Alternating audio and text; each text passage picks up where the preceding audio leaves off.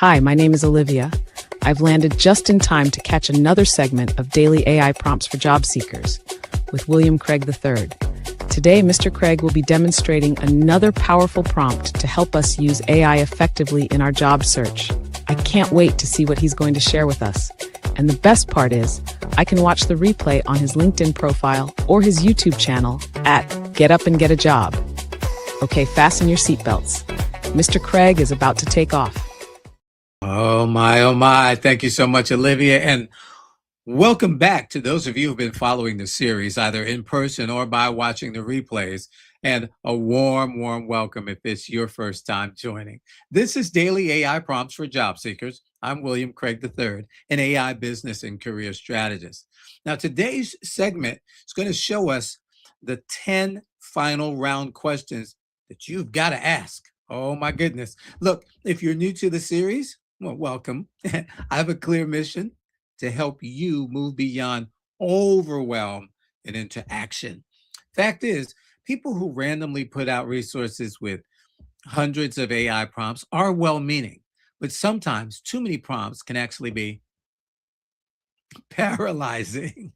So Daily AI Prompts for Job Seekers is focused on giving you just one powerful, practical prompt each and every day. No matter how long you've been unemployed, underemployed, or maybe you're just unhappily employed, my goal is to help you run your job search like a well-organized job campaign, one with clarity, with confidence, and strategy, using AI as your job campaign manager. How about that? Look, if you've missed any of the segments, feel free to visit my LinkedIn profile. There you can watch the replays. Or better still, I'd really like you to subscribe to my YouTube channel. It's called Get Up and Get a Job. Just go to YouTube, type in Get Up and Get a Job, click the subscribe bell, and you will be notified every time I go live or share a video I believe will be of help to you. All righty, so let's get this started by saying Happy April. It's my birthday month, and I love the month of April for a lot of reasons. We're in Holy Week as well. A lot going on. It's 78 degrees today, and I'm loving it. Low humidity, and that makes it even better. But let's see who we've got making themselves known. Hey, Sir John of Werner. Hi, William, and everyone from chilly Chicago. Oh, my goodness. Happy Wednesday and happy April. Indeed, indeed. One of the reasons why I didn't move to Chicago when I was looking at relocating, I visited Chicago in the summertime and it was cold. I said, can't do this. That Lake Superior water almost froze my foot. Oh, my goodness. Glad that you're making yourself known. Always glad you're with us, John. Let's see who else. Shelly. Happy Wednesday, everyone. Happy Wednesday to you, Shelly. Glad that you are here. Let's see who else is making themselves known. Senor Daniel Velez. Hey, my friend. Happy Wednesday, William, and your team. You are my team for a tongue-tied job interviewee. Oh my goodness. Look, it's crucial to have 10 final round questions prepared. You've got it, my friend. That's what we're going to share today. And sneaking in the back door is TJ Richardson from Arizona. Hello, all, she says. Glad you're with us, TJ, and thanks for sharing your time. All right, let's get into this because we got a lot to cover in a short time in which to do it. Our prompt today says, using the 3 question categories. Here, I got a typo there. 3 question categories. There we are. That impress C-suite. Wow, I'm tongue-tied too, Daniel. C-suite panels every time. Generate 10 executive level questions that demonstrate strategic thinking and leadership after a final round interview for a senior manager role. And of course, you're going to get the prompt. You can plug it in. You can plug in whatever your job title is, and it will help you. All right. So if you're new to this, we've already uploaded resumes and all kinds of information into our chat GPT so it knows us. And now we're going for the senior manager role, and it's going to give us those 10 questions that we need to be asking that make us really sound like the ideal candidate. You know, I often say, you're going through these multiple rounds. So, you know, I worked with a gentleman who had gone through 5 rounds, someone 6 rounds.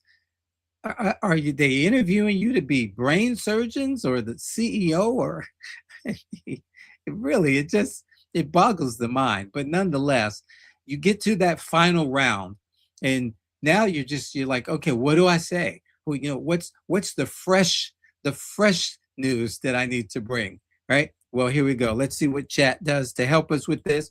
For those of you who are not familiar, I create the prompts. We see the results live, okay? And yes, this is live, not Memorex, for those of you who are old enough to remember that one. All right, let me ask you something, chat says. When you get to that final round, are you just trying to answer questions, or are you positioning yourself as someone who already belongs in the room? Because the truth is this, at the executive level, your questions matter just as much as your answers. Let me stop right there and point this out, because this is great. This is one of the things that when I coach with my private clients, we talk about. You've got to have questions. There's either there's going to be a time in the interview where they've asked you questions and they say, well, do you have any questions for us? And you've got to have questions, okay? And you got to have questions that make sense. Can't ask questions whereby the information could have been retrieved by visiting the company website. That's not a good look. All right. There are just some things that go a little bit deeper. And this is one of those times. Now, what could happen also is B, you've done the interview and they're about to let you go. And well, thanks so much for coming in. And that's where you got to say time out, throw the red flag on the field for you football fans. Can't wait for football season again. And you say, I have a few questions. Would you mind taking just a few minutes to answer my questions? And you got to do that. Okay. So here we go. And to Chat's point, sometimes the questions you ask are as important as the answers that you've given. Oh my goodness. So, there's a saying, ask better questions, get better answers. All right. So let's do this. Let's talk about what we've got going. C-suite leaders aren't impressed by curiosity alone. They're looking for how you think, how you lead, and how you see their business. So 3 question categories that will win the room. Number 1, strategic impact. Do you think like an owner? That's what they're saying. Does this person think like an owner? Whether it be, it doesn't have to be owner of the company, but owner of that role, owner of the assignment that is about to be given to you, that you're being considered for. Number 2, operational excellence. Can you execute at scale? Number 3, leadership and culture. Can you lead people and influence outcomes? All right, so let's see what that looks like, chat says. 10 executive level questions that signal promote this person, hire this person, you need them. Okay. 1, strategic impact questions, the big picture thinking. So how does this role directly contribute to the organization's top 3 strategic priorities over the next 12 to 18 months? It shows that you think in alignment, not isolation. So you're not just getting this job to do a great job. You're doing this job so that you can affect the bottom line in some way. And some of you might be thinking, well, the job that I'm going for, I don't really see how it affects the bottom line. Let me tell you something. If your job didn't affect the bottom line, it wouldn't be created.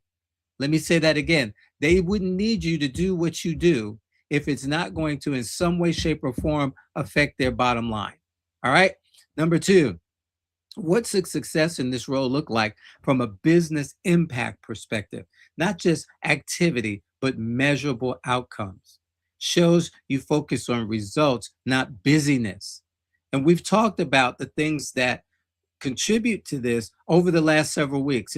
If you're new to this series, go back to January when we started and take a look at from there and binge watch. Some of you have holiday days coming up in the next few days. Do some binge watching on Get Up and Get a Job and take a look.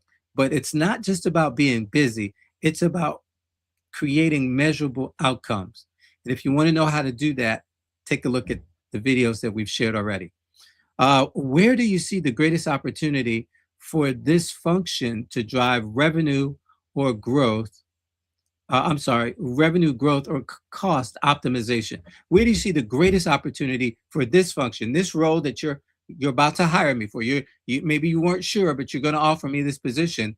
And so where do you see the greatest opportunity for this function to drive revenue growth or cost optimization? Because we can either help make money or save money. Huh? Hello, be more efficient. More efficiency leads to save time and money. All right. Productivity, same deal. It shows you understand the language of executives, money and efficiency. You know, if you're applying for a role in a company that is a public company, they have stockholders who are the main stakeholders. The stockholders are the main stakeholders. And allegedly, supposedly, hopefully, the business is in the business of doing whatever they do so that they can provide a good return to their shareholders. All right. So you've got to understand that going in, even if it's a private company.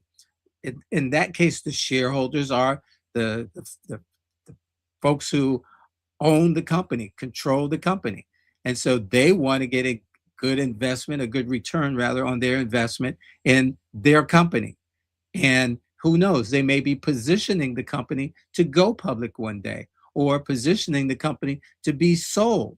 You know, that's a big exit strategy for a lot of companies, a lot of entrepreneurs, is that I'm going to build it up to a certain point and then I'm going to sell it. I'm going to cash out, because running a business is hard work. It's a great responsibility. So you got to be able to speak their language. Next, what challenges the organization currently facing? What challenges, is the organization currently facing that someone in this role that you're about to hire me for must be ready to address immediately? That's a great question. Shows you're preparing to lead, not just onboard. I want to hit the ground running. You know, some people go against that saying, but at the end of the day, you want to come into the company and be able to make a big splash. You want to come in and cannonball. Okay. Everybody's going to know you're in the pool. And again, over the last few weeks, we've even in the month of March, we dealt a lot with how you go in and make a splash the right way. All righty. And then operational excellence questions. There's category number 2, execution and scale. What systems, tools, or processes are currently in place, and where do you see gaps that need modernization or automation? Whoa, shows you thinking systems, not just tasks, but it shows something else. Where do you see gaps that need modernization or automation? Why are you asking that question? Are you a problem solver? Are you going to come in here and help us to close those gaps? Hello, that's what's going through their minds when you ask a question like that. And that's what, again, month of March, February, March, we talked about you being the problem solver. They're not hiring you because you need a job. Stop going into these interviews with the foundation of, okay, I need a job. I need income. That's not the foundation you want to stand on. The foundation you want to stand on is, let me uncover the problems that exist here that I can help solve. All right. Number six, how do you currently measure performance for this team, and where is there room to elevate those metrics? Shows you lead through accountability and data. If you can't measure it, you can't fix it. All right.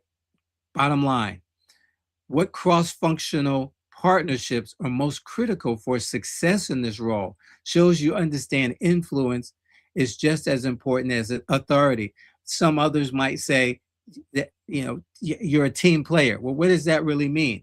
Well, here we go. That means that you understand that there are movers and shakers and certain players that you got to be able to get along with and play well in the sand with that may not be in your department or in your team. There are others that you're going to have to create synergy with so that we can make this thing work. And so that influence is important, just as important as authority. All right, and here's the final section or category of questions, the leadership and culture questions. What leadership qualities have made individuals successful or unsuccessful in this role previously? Shows you're studying the blueprint for success. And I love the part, or unsuccessful. I've got a question in my sheet that I give my private clients about what it has something to do with where have there been failures? Where have you seen failures in people that have had this role? What are the biggest challenges that they faced? And so, what qualities have made them successful or unsuccessful? Because I want to walk around the landmines. Certainly, I want to go for the pot of gold. I want to follow the yellow brick road and find the pot of gold. But I also want to know where the pitfalls are, where the mines are, so that I can go around them. All right, how would you describe the leadership team's approach to developing and promoting talent internally? Shows you're thinking long term, not just getting hired. And this is pretty much a standard question, but it is a great question to ask someone who is a leader of a company, because so often leaders, especially in the C-suite level, are disconnected from what happens with the rank and file. So this speaks to, what policies are currently in place to help people grow and rise in the company. So this is a great question. And then number 10, what does a high performing culture look like here, and how does leadership reinforce it day to day? Shows you value culture, not just compensation. And for so many people, I mean, really culture and compensation go hand in hand. I mean, pay me $1 million, but if I'm pulling my hair out every day and dealing with people who are abusive and abrasive, that's just not going to work. It's just not going to work. So this is good stuff here. So here we go. Why these questions work. This is key, chat says. Come on now. This is where most candidates miss it. And it really is. Can't tell you. Probably, I want to say 60% or more of folks that I've worked with, when we get to this area, they're really just not prepared to provide the kind of questions that put them in the light that we just saw outlined here in this segment. So again, this is so very important. So here we go. These questions do what? They shift you from candidate to peer. They see you as a professional. They see you as a peer. Move the conversation from evaluation to collaboration. And they signal that you're already thinking like a senior manager or beyond. And here's the truth. Executives don't hire the most qualified people. They don't always. They don't. Have you ever been in a situation where you had a manager, that your manager, that was less qualified in the role than you were? I mean, you had to tell them and teach them and train them on everything. I've certainly been there. They hire the person that thinks like them. And unfortunately, that could be a sad commentary of what leadership looks like at that company or organization. So again, you want to stand out in the right way. And let's see, there was something I was going to say, but slipped my mind. So your takeaway, here's how you're going to use this immediately before your next final round interview. Oh, I know what I was going to say. Look, this doesn't mean you have to be going for a senior manager role. And I need you to understand that, because we've covered a lot of ground here, but I need you to understand it doesn't matter what role that you are applying for. If you've gotten to the final round, you want to impress, okay? They say dress to impress. Okay, your questions need to impress. So here we go. Pick 3 or 4 questions from this list. And it says, while it says 3 or 4 questions, what I often say is you match the number of questions that you're asked by the panel or the individual that you're interviewing with. You want to have as many questions as they do. So having these 10 is good. There may be a couple more that you want to add. Gives you a nice 12. Why? Because especially if you're in front of a panel, let's say it's a panel of 3, right? You don't know how many questions you're going to be asked, but let's just say they each ask, 3 or 4 questions. You want to be able to match. Here's the point. If it takes them 10, 8, 10, 12 questions to determine if you're going to be a good fit, then it should take you 8, 10, 12 questions to determine if they're going to be a great fit for you, because you do understand that the whole interview process is a two-way street. It's love on a two-way street. Okay.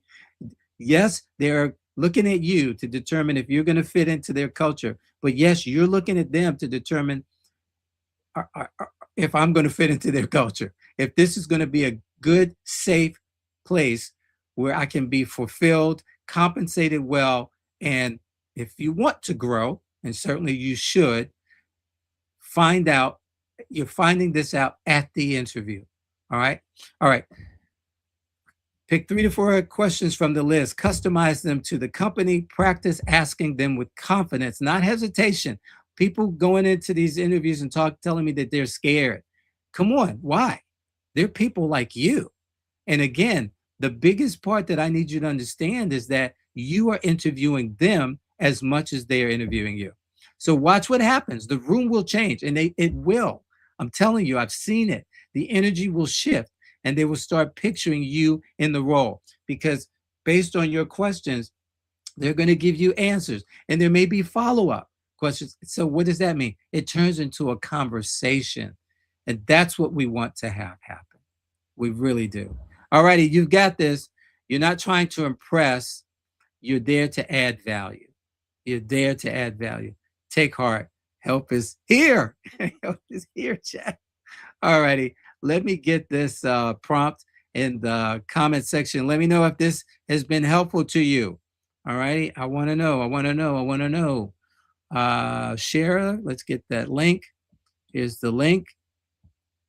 And I will put it in LinkedIn for those of you who are joining via LinkedIn. And because I know that you can't see the prompt that I put in here. All righty, let's see. We had a couple of pop-ups. So let's see here. Hey, David Tate joined us today. Hey, David, glad you're with us. Detroit's about the same. I'm assuming the same as Chicago. But in any event, glad you're here, David. Thanks for sharing time with me today. Jennifer Griffith, hey, good morning from Denver to you. Good morning to you as well. Jennifer joining us from across the country, the other side of the country. Glad that you shared your time and made yourself known. Who else came in? Dawn Lewis. Hey, Dawn. Good afternoon, everyone. Happy Hump Day. Yes, happy Hump Day. Can't believe it's already Wednesday. And again, this is a short week for a lot of people because of the holiday. Let's see who else came in. All righty, Ms. B Wellness, 300. Hello, William and everyone. Well, hello to you as well. Thank you for making yourself known today and spending some time with us. Let's see what else we get. Monica Jacks. Hey, Monica. Hey, good afternoon to you, Monica. Thanks so much for being here. And Dawn says, absolutely helpful. Thank you for that, Dawn. Again, that's why I'm here. That's why I'm here. Daniel says, no one else I know would quote a song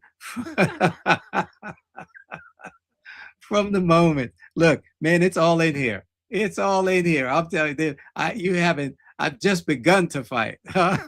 You ain't seen nothing yet. Oh my goodness. Don't get me started. Don't get me started. David says, very helpful. Thank you, sir. I appreciate that so much. Let's see here. I always enjoy your insights. Oh, thank you so much. Thank you. I appreciate it. Jennifer says, excellent thinking. Thank you, Jennifer. Again, let's see. And then here, Daniel says, pure soul. Oh, my goodness. Absolutely. Look, let's rock and roll. Again, thank you so much for your comments. Thank you for being here, sharing time with me. Again, if you wouldn't mind, share this gem. I call it a gem because, first of all, I get to give information on a platform, YouTube, that's absolutely free. And because of technology, I can share this on YouTube, LinkedIn, and Facebook all at the same time. Oh my goodness. It doesn't cost me anything, doesn't cost you anything, but our time, which is valuable. I must say, time is more valuable than money. But the point is that we're living in a time where we're getting rid of excuses. No more excuses for why we can't be successful.